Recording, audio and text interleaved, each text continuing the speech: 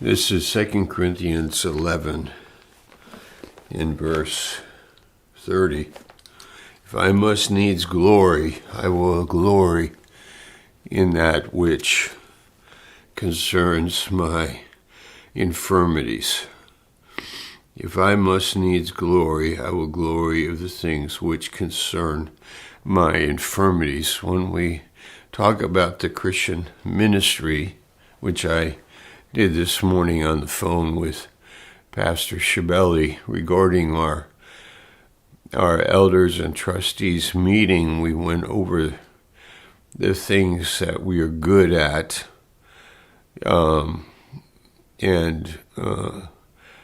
what it means is we want to be humble before God and trust Him.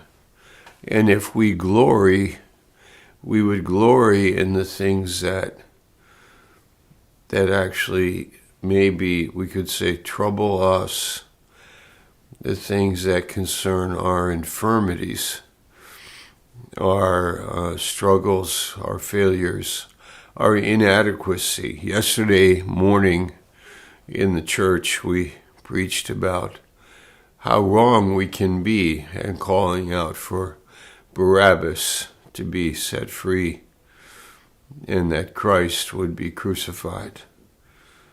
How wrong we can be in life. And it's good to be thinking not how strong we are, but how needy we are for God. We need God. And I have noticed I can drift into self-sufficiency easily, especially when we get in the habit of doing things and saying, I can drive my car, I can drive, no problem, I can go from A to B. And there's something about being relaxed and confident in doing things. And on the other hand, it's nice to have your best friend, that's God, sitting with you in the car and knowing that He is the one I really need, that He will be my counselor, my strength, our sufficiency. And when it comes to making a judgment call, should we have Barabbas go free or Jesus go free? It's clear to us that, of course, apart from the perfect plan of God in that God ordained for Christ to be crucified, of course, that being understood, but that in itself, the story of His judgment is a good indicator of how we can run with the multitude. Exodus 23, verse 2. We can run with the multitude to do evil. And there was a group crying out, Barabbas. So let me read again. He repeats it, 2 Corinthians 11:29. Who is weak and I am not weak? Who is offended and I burn not? Yes. Who is weak and I am not weak? He was saying he was weak as a way of life and dependent on God. And then he had the thorn in his flesh and the Lord answering him about my grace is sufficient. Therefore I take pleasure in infirmities, in verse 10.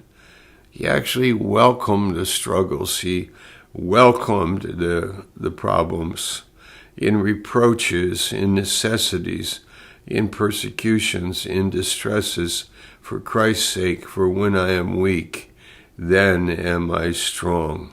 I have become a fool in glorying. You have compelled me, for I ought to have been commended of you, for in nothing am I behind the very chiefest apostles, though I be nothing. I want to focus on that first part. I become a fool in glorying, you have compelled me.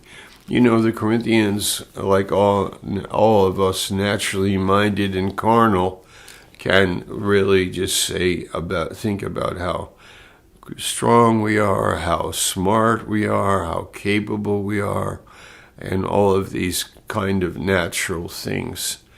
But it's another thing for us to be dependent on God, and it's okay if it's messy, if life is somehow challenging for us, and things can get messy. But then we will depend on Him.